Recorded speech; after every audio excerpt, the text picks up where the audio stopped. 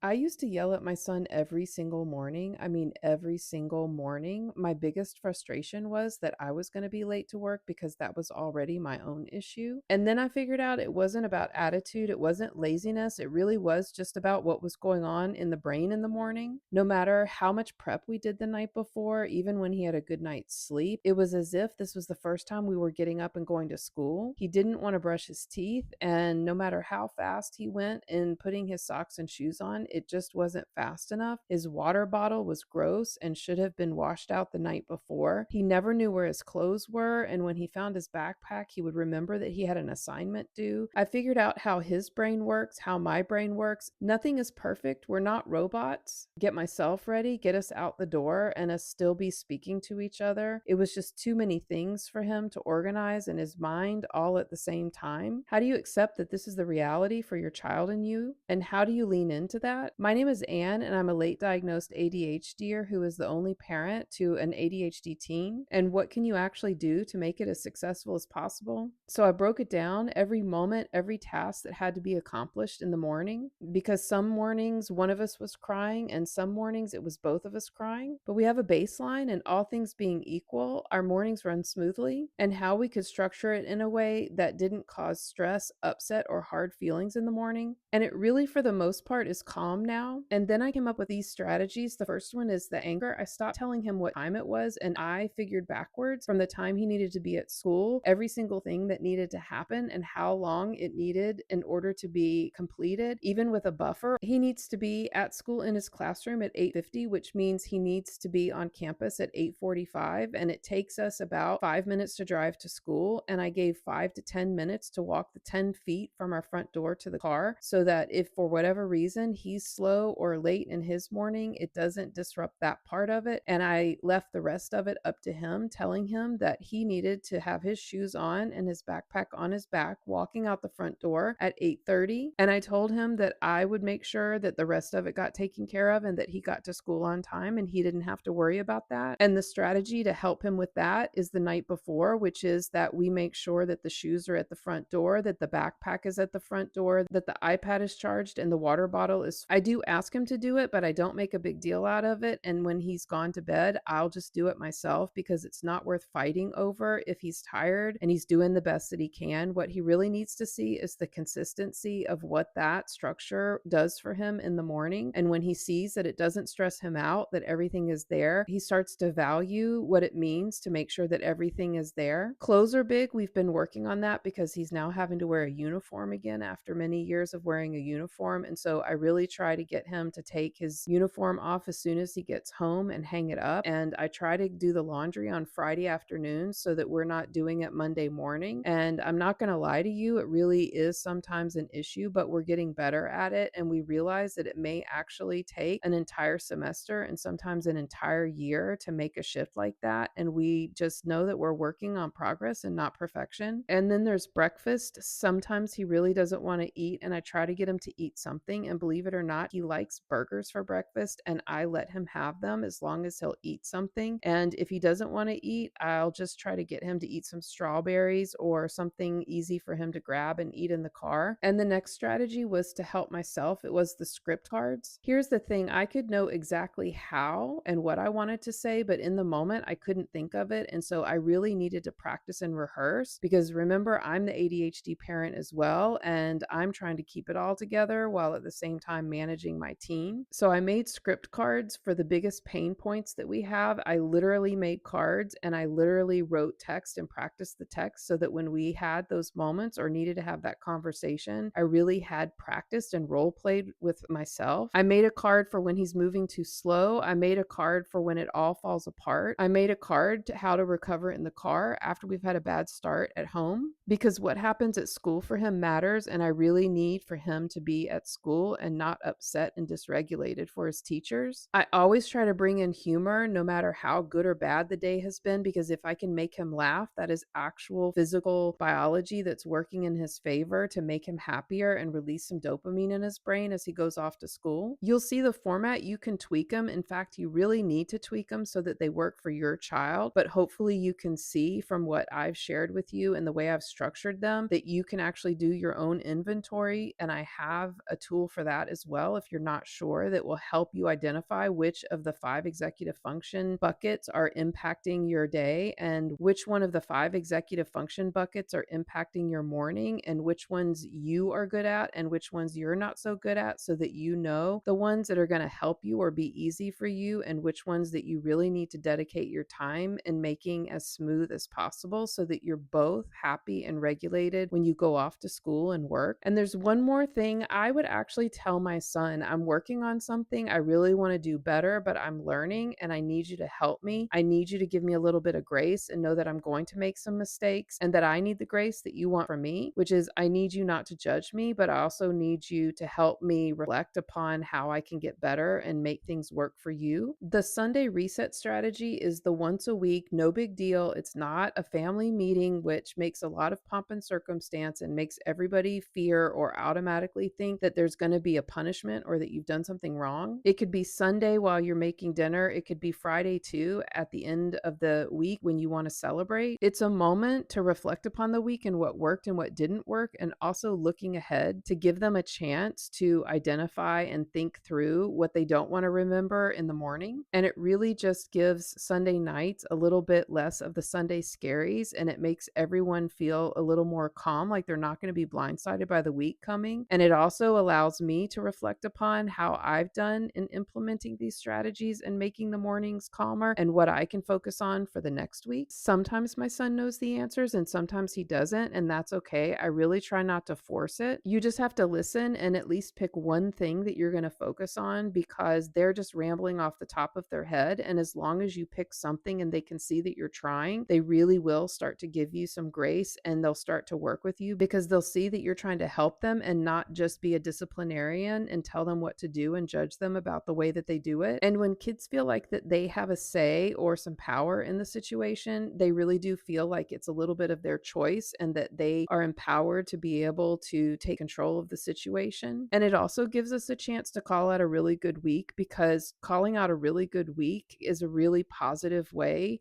to help mark the successes of what's going on in our mornings. And we need to always do that for ourselves and for our kids. And the final strategy is I had to make space for myself. So there is a strategy for you, because it's hard to be a parent, much less to be a parent who's also neurodiverse. I'm an only parent and I have ADHD. So if you have kids or a spouse or extended family, or you yourself are neurodiverse, then your mornings with your teen is just one aspect of an already busy and potentially complicated morning. None of this is going to work if you're not able to regulate yourself, and that's going to be the first priority. If you walk into the room already tense, as I mentioned before, your child is going to pick up on it and they're automatically going to feel that you're judging them, which is going to make your morning routine not work the way you want it to. Even if you just take 30 seconds and literally tell yourself to breathe and take that big breath in and roll your shoulders back, it really does make a difference when you walk into the room, because you've marked this is this protected space that we're trying to make it go smoothly. Stop measuring successes by how it feels. A morning that starts tense but ends with everyone getting to school on time is a success. A morning with no shouting is a success. It's important that you adjust the measure. There's a card for you too. You can screenshot it, or literally you can print it out on cardstock to keep with you. And remember, the guilt you carry after a hard morning does not mean that you're failing. It's evidence that you care, and those are different things. It took me a lot of work to figure this out and put it down on paper, and I really do think that having a career as an educator helped me, because my job was to figure out how everybody learns and to be able to teach that learning. All of this into a 13-page guide called the 7 a.m. Survival,